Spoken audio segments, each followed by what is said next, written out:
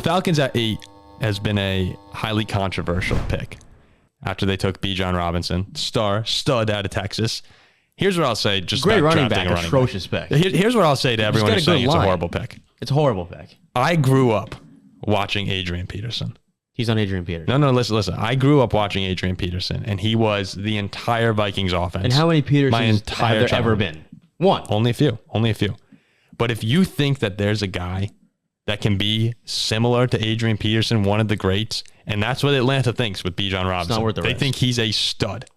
If you can have someone like that, those running backs make a difference. I know Andrew says that running backs don't matter. When you have a guy like Adrian Peterson or Derrick Henry, a top tier running back, they can make a huge impact on your football team. So I can't fault them if they sat there looking at the draft board saying this guy's special. We want him. It's high, of course it's high, but I'm okay with it. I grew up watching a running back dominate, and he was special. If you think you got something special, go for it. If you get a semi-decent O-line, put anybody back there and they're fine. They have a good fifth-round draft pick run. You don't need to waste the 8th pick. Last year, they had a 5th-round draft pick run for 5 yards a carry. Yeah, so maybe Bijan Robinson can be amazing. Le'Veon Bell, it's not going to be much better. Look, we do have an O-line. It's full of first-round picks. I'm saying Bell on the Steelers was great with a great O-line and bad on the Chiefs and the Jets. No, DeMarco Murray and the Cowboys, awesome. He stunk everywhere else. But Atlanta, like their whole offensive line is first-round picks. I'm saying I don't think. Well, that's even more. That's even more so why we should pick on a running back. Like there's no point in wasting an eighth overall pick on a running back. Yeah, but get a decent O-line. He can do a lot. He's a great runner. He's a great pass catcher. People say great pass catcher every year, but like. How often these guys, like he's not taking over wide receiver. You're better off putting a wide receiver in the backfield. He doesn't need to be a receiver. But at the end of the day, you have an inexperienced young quarterback in Desmond Ridder. Having guys like Tyler Algier, Cordero Patterson, Bijan Robinson. You have Drake London, Kyle Pitts. What does he need Bijan Robinson for? He already has a great running game. Because if Bijan Robinson is the best of those three, if he's a star in the NFL, one, it'll make life easier for Desmond Ridder, and two, you want more guys who are explosive. Well, in the NFL right now, it's about points. Bijan Robinson, he could be a stud. It's a pointless position. What? The Chiefs have Pacheco. Pacheco's good. Who did the Super Bowl? Second round, fine. Not an 8th overall. Seventh. Yes. When you have the 8th overall pick in the NFL draft, you aren't looking for a marginal improvement. That's horrible. And Bijan Robinson, even if he's really good in terms of what he produces, he will be only a marginal improvement. What do you mean only a marginal? Is he gonna get 8 yards an attempt? Look, if he's special, which they think he will be. If he's special, put up 5.5 or 6 yards a carry. I'm fine with them taking a star running back. No, look. The position matters. We can't say running back doesn't matter. Look at the past Super Bowl winners. Like, who's been a great running back has won a Super Bowl? Recently? Yeah.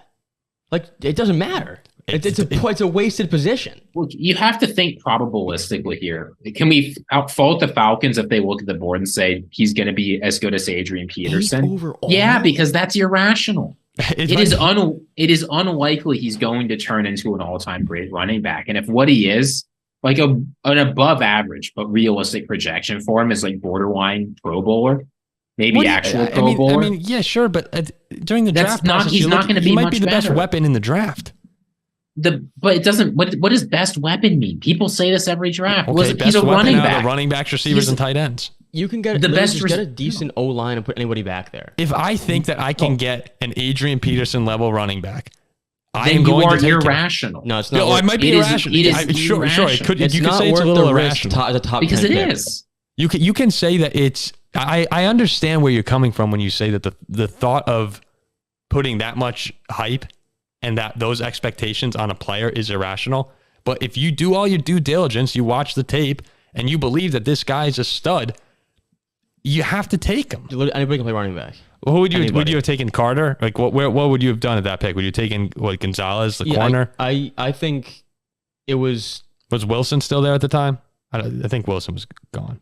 Anybody running back, I think it's a worthless pick at number 8. That's crazy to me. They have a big defense. They have a ton of needs on defense. Don't. But they've been revamping their secondary. They got Bates today. They signed Trey Flowers. Who again? We'll see what Trey Flowers does. Yeah. He was on the Dolphins. But Bates, Bates was a big signing. Calais Campbell, I think, that came in. Calais Campbell. You said the Falcons O-line is all first-round picks, right? Yeah. Yeah, so that's... I don't know if that's true. Is that true? It was true as of at least 2 years ago. Okay, so taking Bijan is so ridiculous because anybody can run for 5 yards of carry behind that line. As an number 8 overall, you're taking and we literally saw just some guy run for 5 yards of carry behind that line. Lunacy. Absolute lunacy. But look, maybe he turns into Adrian Peterson. Do you think Christian McCaffrey's a difference maker? No.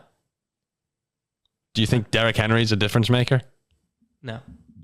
Like they're not nearly the level of difference maker that like an elite receiver or edge rusher I don't know. Is. They're not nearly the level of difference maker an elite quarterback is. Well, quarterback, sure, but what do you want him to do? Take Levis at 8? You can trade up for a quarterback, or you can trade down. Who would you have taken at 8? Where was Henry drafted? 5, 4? No, I don't know where Henry was. Derrick Henry? Yeah, I thought he was taken in the second round. Oh, because that's my point. Then, though, fine. Yeah, but if you put if you put Derrick Henry and knowing what he is in this draft, where would you take him? If somebody is there in the second round running back, fine. Number 8 is insane. But I know you never know who he is though. No, He's just as likely to be Trent Richardson. We're diving into hypotheticals. We're diving into hypotheticals here. Henry was a second round pick. If you knew what Derrick Henry was going to be, where do you think he'd go? You can't ask me that. No, I'm just curious. You can't ask me that at all. You can't ask me that. They think he's going to be great.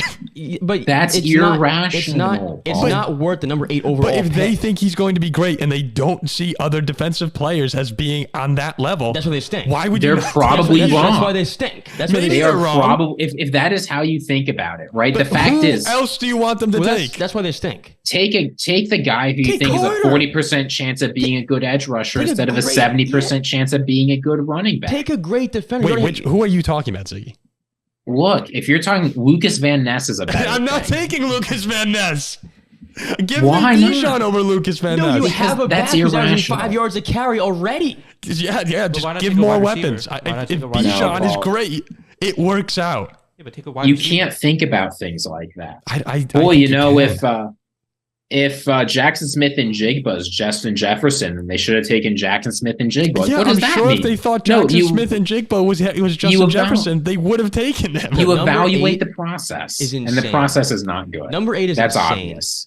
Yeah, all right. I guess we're just at a fundamental disagreement here. I'm saying if the scouting department values him that highly, the scouting department is probably wrong. That's what the best scouts in the NFL are a terrible team. It's all a game of ifs and buts here.